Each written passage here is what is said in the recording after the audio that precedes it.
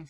This is Mike. The name of the channel is Play More Games, and today I'm starting a playthrough of the recent title, 2 Minutes to Midnight, published by Plague Island Games. Designer is Stuart Tonga. This one's a lot of fun.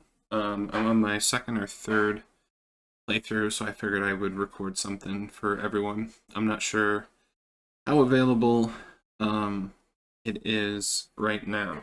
I got this as a Kickstarter item, but I hope you enjoy what you see here. This is, I don't want to call it quite a tutorial, since I'm still learning, and I'm not an expert by any means yet.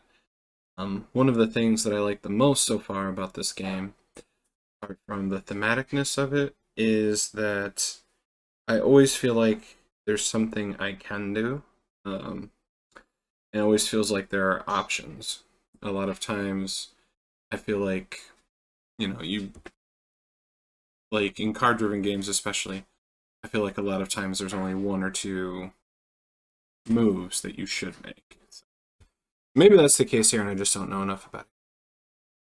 So anyway, without further ado, we're just going to get started, and I will explain things as we go. Like I said, it's not a tutorial, but I will just kind of explain as I go through. So this game is pretty good solitaire, since there's no real hidden. Alright, let's get started. So the core of the game is the card deck, which is over here, and we'll draw and resolve the first card. And it's a USA money card. Now the money cards, and there's a certain number in the deck each turn. If you look at the turn track, which is over here, and I hope I have my OBS set to record things that I pop out, otherwise this will be embarrassing. There are 5 money cards in turn 1 for each side. Now the Soviets may get some reparations depending on what happens, so they might end up with a couple of more actions, but we'll see. So the money cards are the kind of the core of the decision-making process. For the most part, the other time, the cards, you just kind of follow whatever the card says. Alright, so since it's a blue card, we can activate any blue spies if we want.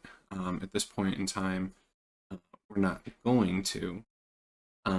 What I'd like to do right now is probably, let's see, let's place some investments.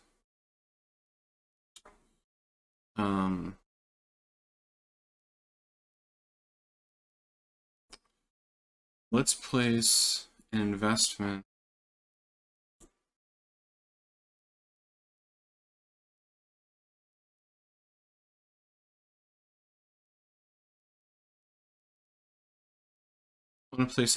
into Turkey,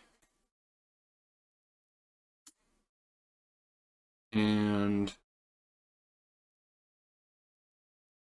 we will also do an influence roll in Turkey. Let's roll the dice, and an influence roll will help us take control of the country. So the factory will count towards our victory progress. So we have 1 investment in there. And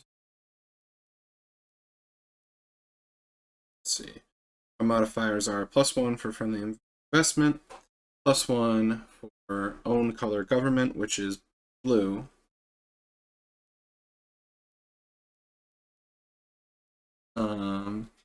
So we need a 4, 5, or 6. And we get a 1. So that's that. The investment stays, but the that must be the cycle pile. Okay, so we go to the next card. To the Atomic Energy Act. So we just read the card, and basically we're going to roll a die, and a 6.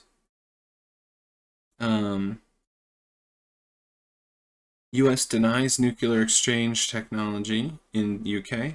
Remove 1 U.S. influence in the UK. So that's not good for the UK. well, for the United States, because they're going to lose control of those two factories, so they slide down the progress track here, and they do not get the nuclear tech modifier for the card. I think it comes out in turn 2 or turn 3. And since that one's marked remove, we just remove it from the deck. We won't see it again. The next card is another USA money. Now,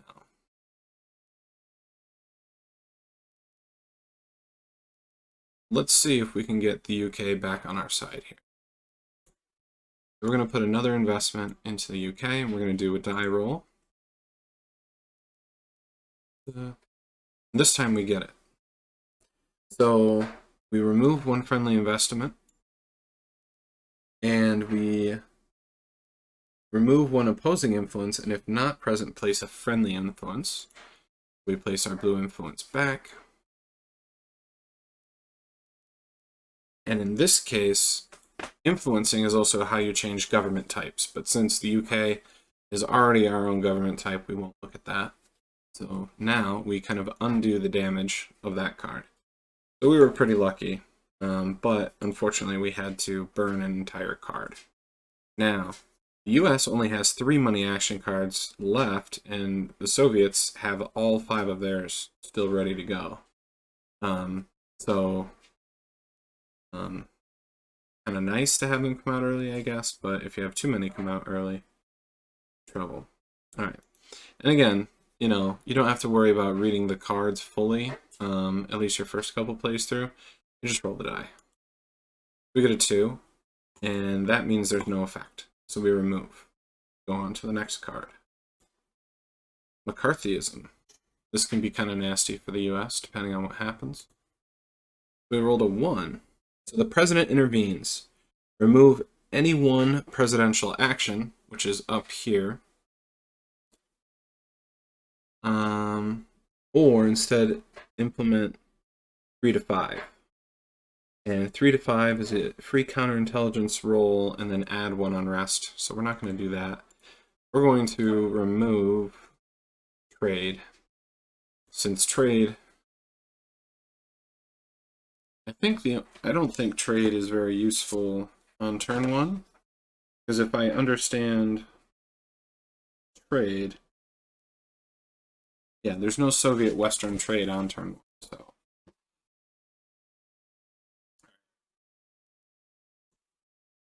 And it's a 3rd USA money card.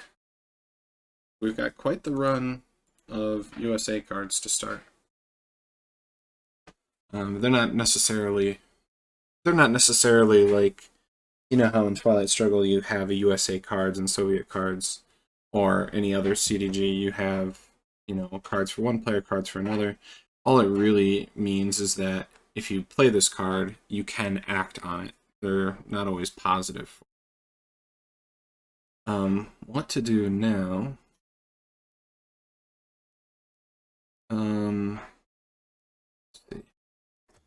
See if we can pump up our victory progress. So I'm going to take a look at the tech board. And notice.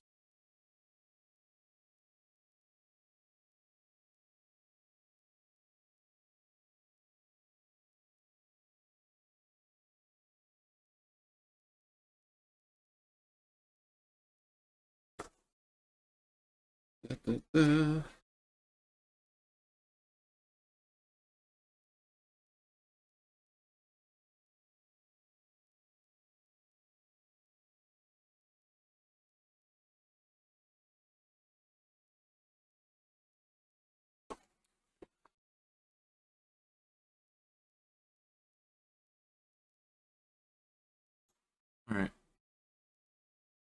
What we'll do is we will build a bomber. And what a bomber is going to do is it is going to tip the strategic nuclear balance 2 in favor of the US. And if you look at the track here, since we're moving it to the left, we'll gain 1 victory point. Now we have 2. And we're going to place 2 unrest in the Soviet homeland. Now, the Soviet homeland is in crisis, which means before they can do anything else, they will need to address that. And they are in crisis because they have no nukes, and they have no bombers, so people are very frightened. So, all right, next card. It is another USA money card. Was I supposed to shuffle these or something? I don't think so.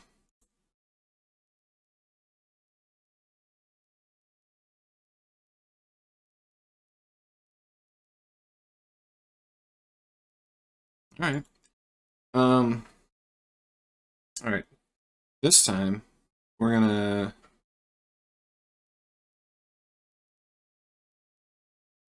place an investment in West Germany.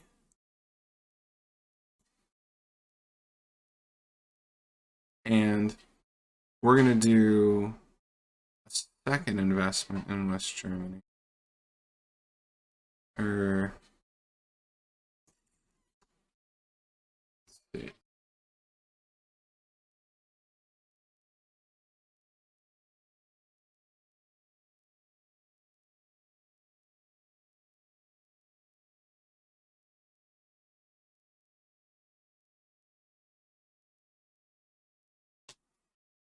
All right, we're gonna roll, now that we place the investment, we're gonna roll to remove this destruction marker. So we're gonna roll 2d6. And we failed. The investment marker stays, and then we're going to second investment into Turkey.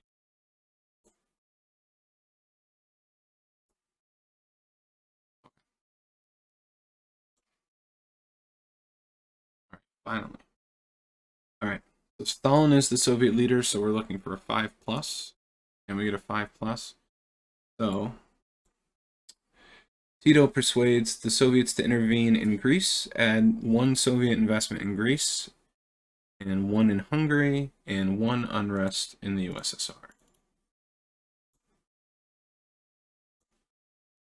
Now, what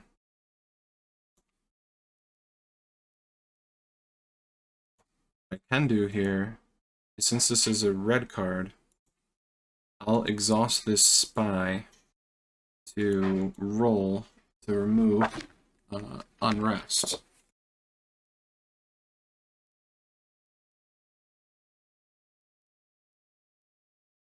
Roll 2d6, and we needed a 5, and we rolled a 1 and a 4, so we were looking to see a 5 on either die. Not a sum. Okay. Nazi spies. All right, no effect. So we move on to the next card. Research. Both players resolve 1 research action on turns 1 and 2, and then on turn 3, it's 2 actions each. Soviets go first.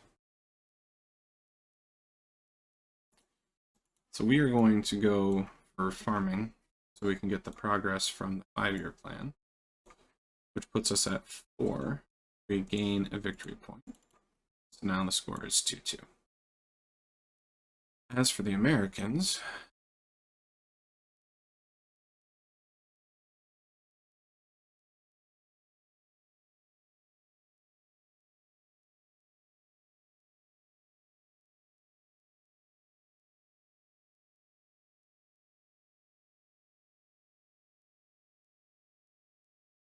we're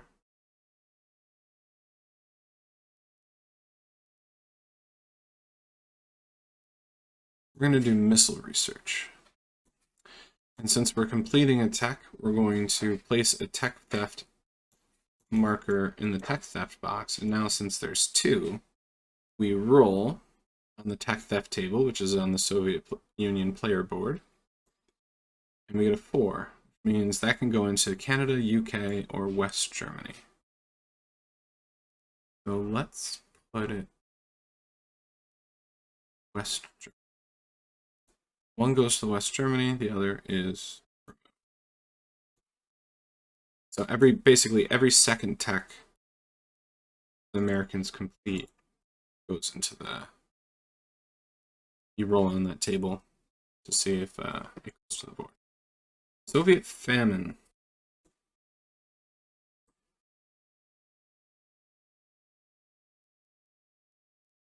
All right, so they clutched the one roll, which is really good because they're already deep in unrest. Civil War. Roll a die. 1. So the U.S. may add 1 Civil War marker to any Civil War. And they are going to add 1.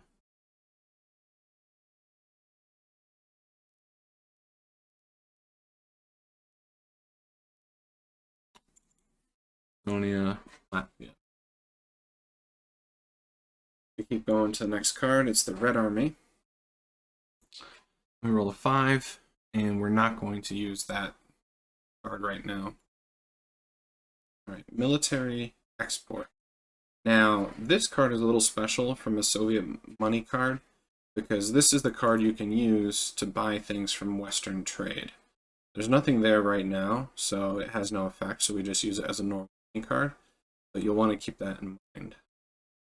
All right. Now, first thing we have to do, we have to try remove unrest. Now, we can place investment to remove unrest, but since it's a communist country, we can only do that once per turn. So let me just take a look to see what happens with the other action. 2 actions. Let's see. Homeland crisis.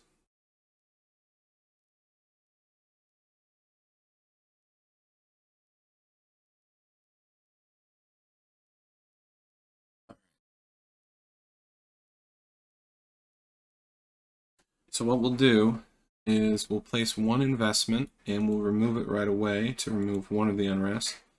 And then with our second one, we'll place a spy. And now, since it's the end of that card, we're going to roll 2 dice again. Hey, and we got 2 5s. That's a lucky break for the Soviets. Now they are out of Homeland Crisis. War reparations. So this is a card that will permit the Soviets to get additional money cards, depending on what happens. So we'll roll the die, and we get a 3. So we can remove 0, 1, or 2 war reparations markers, placing 1 reparation each.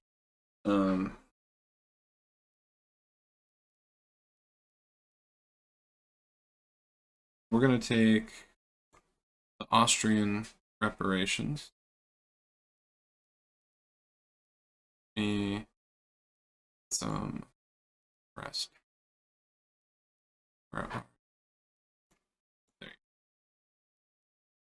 If you haven't seen the game's wooden pieces, the wooden pieces are very nice. I like them quite a bit. They basically have that fist design, but they're large. They're really cool.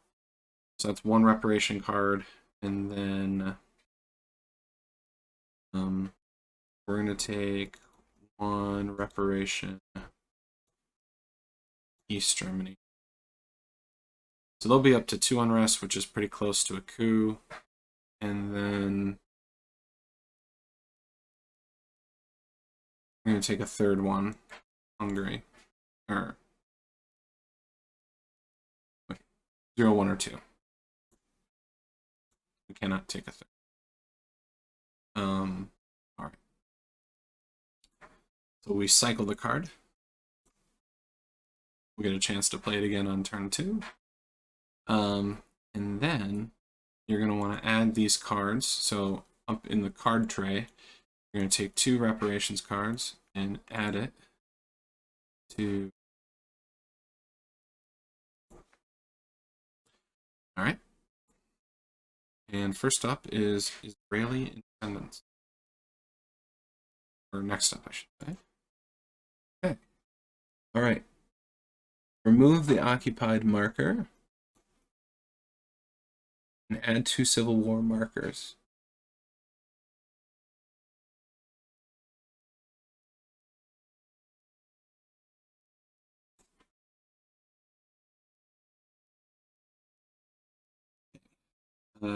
Let's see.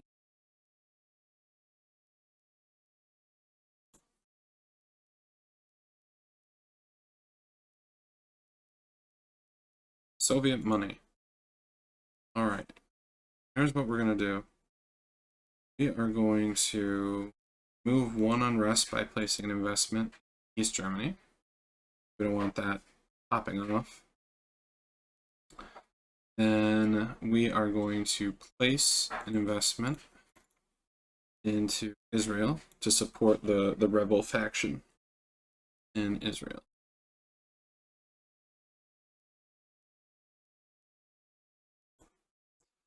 All right, we got another Soviet money.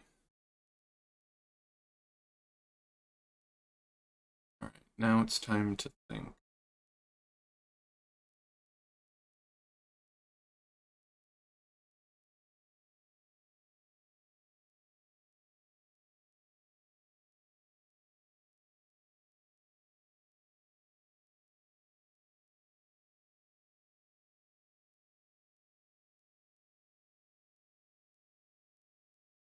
All right.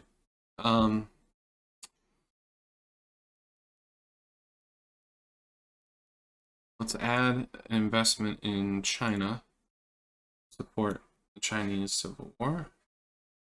And we'll add an investment in East Germany, and we'll roll to see if we can remove this destruction mark.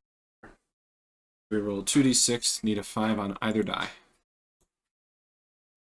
And we don't get it. Okay. Another Soviet money card. Okay, let's see. Let's place an investment in Estonia. And we'll do a second one in East Germany. And on this one we need 4, 5, or 6. That one we get. So we remove all investments. We remove this destruction marker, and now we reveal that factory, so we go up on the victory track. Stalin, so let's see what Stalin does. All right, so we roll for Stalin's death, fortunately.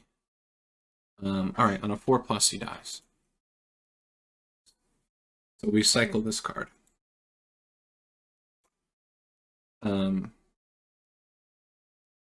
Normally every game I've played so far, he dies on turn 1. So this will be a little bit interesting because when he dies, you have to pick a new leader, and you end up getting the Soviet diplomacy card, which is actually really nice. But we'll see. Okay. Do I want to do anything with any of the spies I have on the board? I only have the one I can do anything. Wait. All right. Berlin Blockade. So this is one where the USSR may roll the dice. And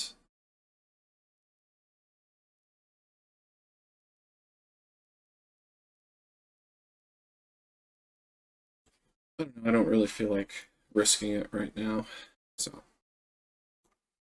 all right. So paperclip. All right. So this one benefits the US, so they get to place a cube in space or satellite technology. And let's see. It has to be a space launch vehicle. This arrow means that you have to do this before you can do that. move.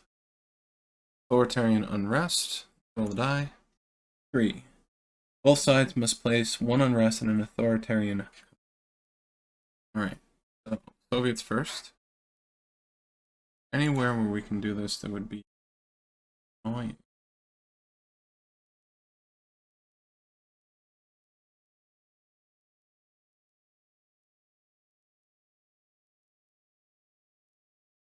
Egypt seems like a good choice. Alright. Go with Egypt.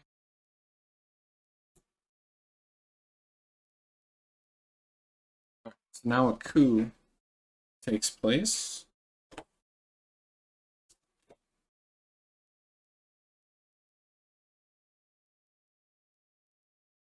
So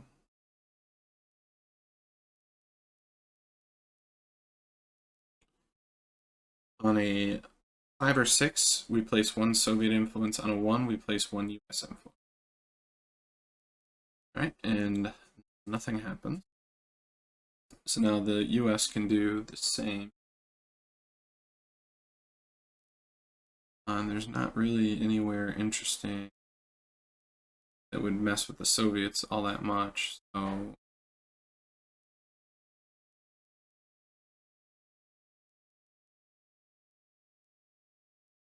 let's just place one in Afghanistan. Next card. Popular unrest cycle. Both sides must remove one investment from the map. Alright. So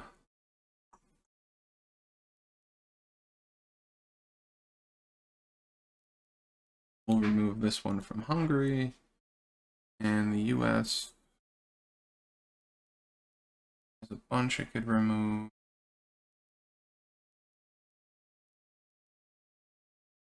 Let's do that.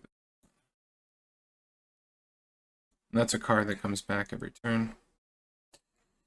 Alright, naval arms race, so they can place, US gets to place one investment in any zero or 1 value country.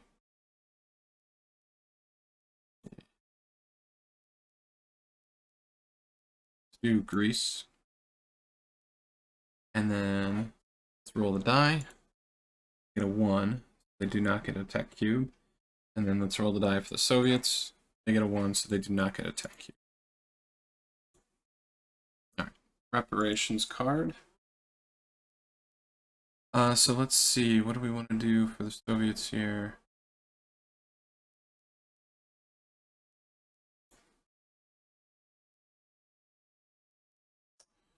We're going to place 3 investments in 0 or 1 value countries. We're going to place one here, and we're going to roll for this country to remove that marker. So 2d6. And we get it. So we remove all the investments in that. We go up. I probably shouldn't have done that with a civil war about to break out, huh? Alright. We did it. Okay.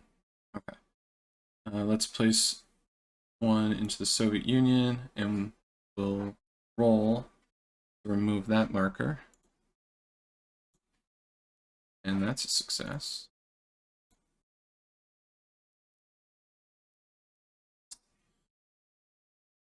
Then we'll do the same thing in Hungary, and again, roll, and once again, successful.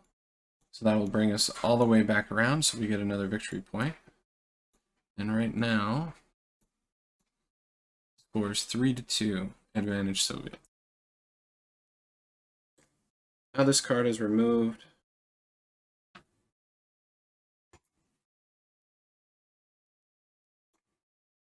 And we go back to Soviet money. So let's undo our oversight here. We're just going to place one here. One here. We want to be sure that we're going to win these civil wars. All right. So now we resolve civil wars, and this one's it's a little tricky, but once you get used to it, it's not too bad. So we're just going to resolve north to south. So Estonia, the Soviet Union is the government player. So we start with 2d6 dice, and then we get a +1 DRM for our investments, and then we get a +1 DRM for our army. Okay. If we had a spy, we would get another +1 DRM, and we get +1 die for the army. So we roll 3d6 with a +2. Okay, so we caused 0 hits, and we remove the investment. Okay, so now the government or the rebel player rolls, and they have they're looking for 6s. Okay.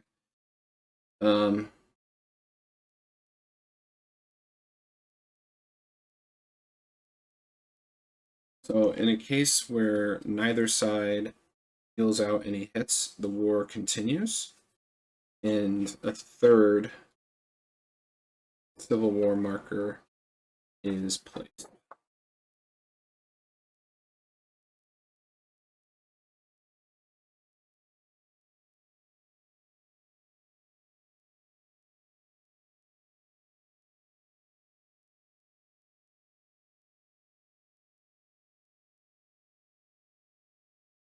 Let's do that now.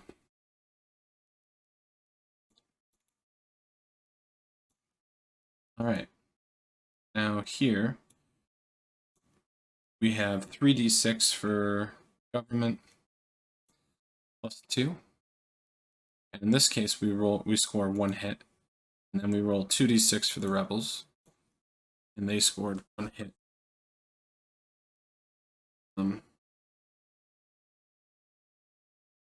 Basically, what's going to happen is that the Soviets are going to win the Civil War. Okay. But 1 unrest is dealt to the USSR because they had an army and there were casualties. Bodies come home. It says. Okay. Then we placed an occupied unrest. The army returned home. We remove the investment. We remove the Civil War marker. And then we add 1 progress for winning war, and then 1 additional progress if our army was present. So we are now +2 for that one. Let's go to Greece. So now the government player is the United States. So they roll 2d6. They have no army. 2d6.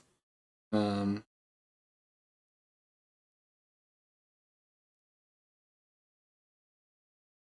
then +2 for the 2 investment. So 2d6 +2. So they score 1 hit. And the rebels roll 2d6 +1. Score.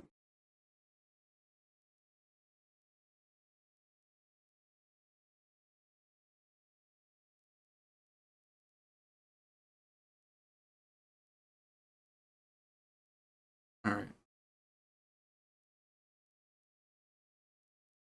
We remove all the investment markers and the war. We set the country to 1 unrest.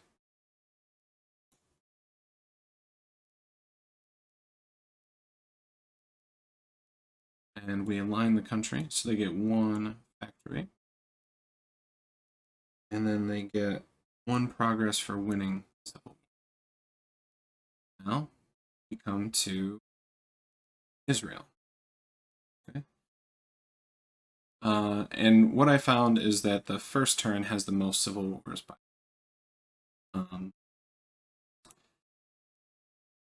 Okay, Israel. So 2d6, US is the government player. So 2d6, looking for 6s. They roll double 1. Rebels roll 2d6 plus 1, and they score a single hit, which this is not good for the government. If the government player does not have an army present and the rebels scored at least 1 hit, and the government has not already won the war in step 11, then the rebels have won and overthrown government. All right, so this comes, and we'll drop them down here. This becomes a red influence. There. Remove all.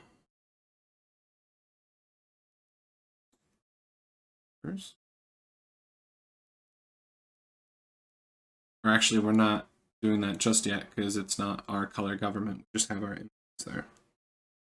And then we set the country to 1 on rest. So Israel still has Soviet influence, however, they are still, for the moment, democratic. All right. Come to China. So China will roll 2d6 plus 2 for the government, and that's 0 hits, and then we roll 2d6 for rebels, and they score a hit.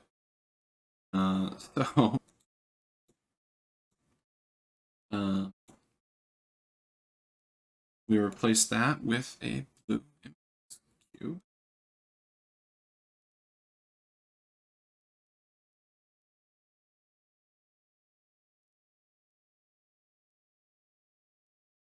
And set the country to 1 on rest. Some bad rolling for the for the Soviets. That's pretty unfortunate. Let's go to Vietnam. 3d6 plus 1. Government. Score 2 hits. And then 2d6 for rebels. Score nothing.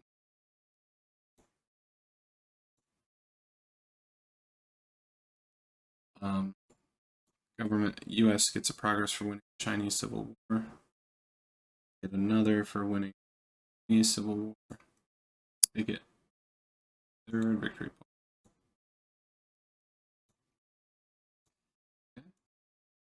Let's see, what else? Replace a friendly cube. Oh, there's already one there. Move the army. And we place an occupation. Lastly, Indonesia. 2d6 plus 1 for the government here, which is the US. They score a single hit, and then 2d6 for the rebels. Score nothing.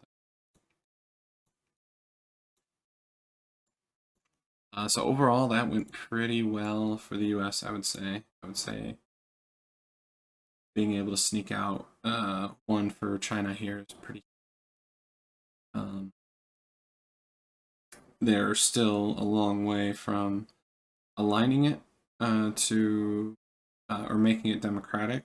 I think there's a card that prevents them from trying, but in any case, they've made it more difficult for the Soviets.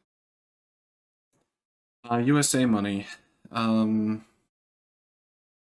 after all of that, what do we want to like try and take advantage? We got China, but we lost Israel. Let's see. Place an investment to Israel. And then let's roll to influence. We get a 3, and we have a 1 for our investment, 1 for our own color government, which is 5. This is a fail.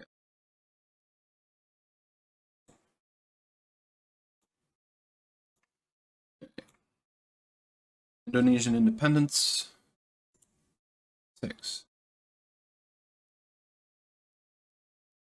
Remove civil war if present and place 1 U.S. investment in Indonesia. Okay, thank you. By agencies. All right. We can place an investment in a country with a Soviet spy, or we can use an exhausted spy. All right, we're going to use an exhausted spy to try and get away with some of this unrest. So 2d6. We got 1-5. And then US rolls, and they can place a spy in a 2-value country. And we're going to place it here to try and secure this tech theft. And that's a card that comes back, so we'll cycle it. All right, proxy war. Nice. So we rolled a 3. And we have a +1 if Stalin is alive. So military intervention is authorized. So at the cost of 2 money, we get a 50-50 shot at placing a Soviet influence.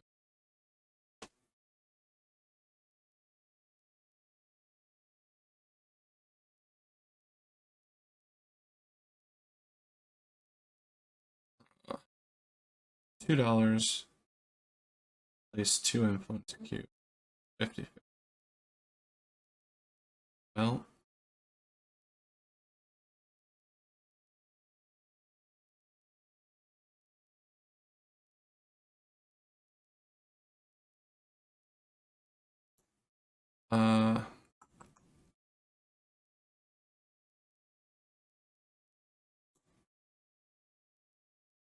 I say, yeah.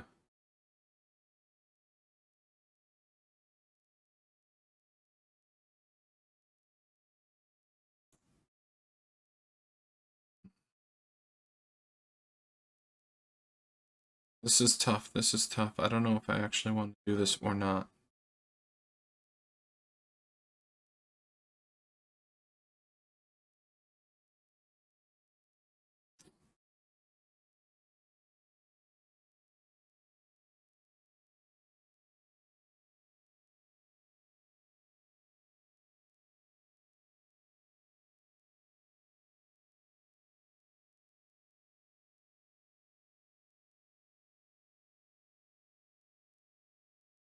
Yeah, let's not. Sorry, folks. Chinese Civil War.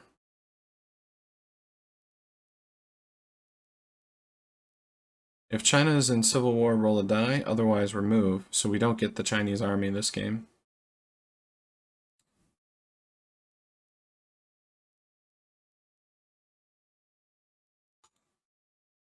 That's unfortunate. Alright, last card is Soviet reparations.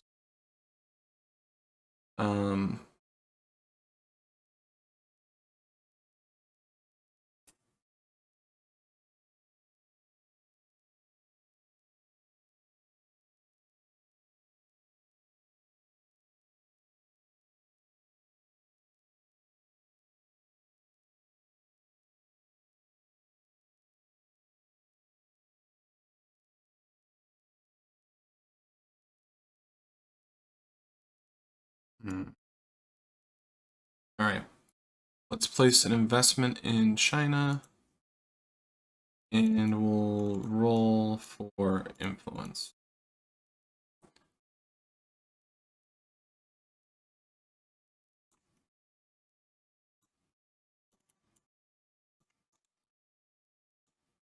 Okay, so now let's just run through the end of turn stuff. So the first thing we do is we move the marker to turn 2.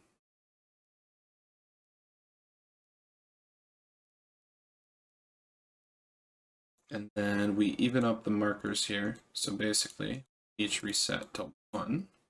It's a tie game. If one player has 3 or more than his opponent,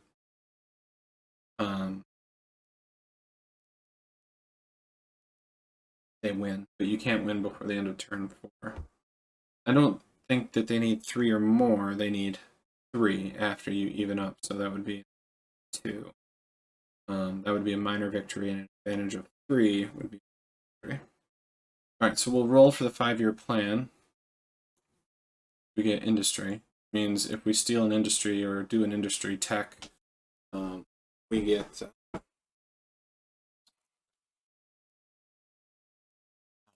progress. Oh, and before we finish, since that last card was red, I'm gonna exhaust this spy here to try and steal this tech. I can do that because I'm playing with myself. By myself here. 2d6, need a 6, and we get it. So we steal the tech. So we apply 2 successes in one category to technology advancement, only 1 success in computers, industry, or farming. So let's go back to the tech board, and we are going to steal the atom bomb, which means we get a single nuke token. And where are the bombers?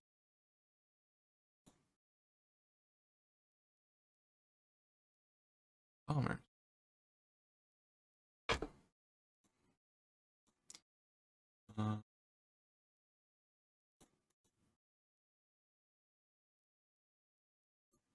Local.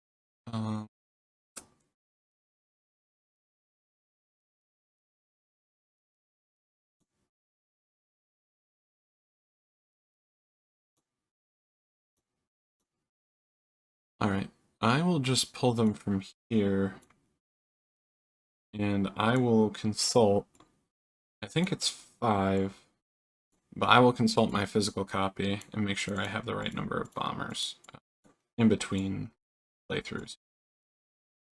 Okay, so let's continue. Next we roll for trade item. This is the card you can buy with military exports. We get a 1, which is no Western trade, and nothing. It's nothing while Stalin is URM. Then we roll for trade tech theft, which is again nothing. Okay. Alright, so we look at freedom and reforms. We add nothing. Stalin. Nothing for winning the game since it's tied. And then if we had like any of these blue star nations aligned,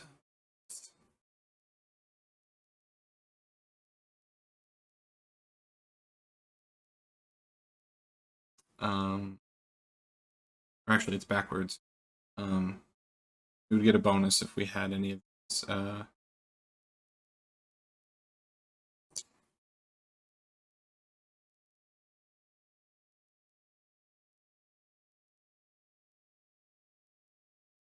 if any of our nations were invaded by the blue. Sorry that my brain melted while we were saying that. Okay. So then the US rolls for the president, and the president has special powers. They're listed here. So we roll 2d6, roll a 2, and a 1, which means they can add 1 to the available debt. They can remove 1 unrest in the USA. They add 1 money to the debt track. The debt track is a neat mechanic. We'll go over it at a different time. We flip all spies over.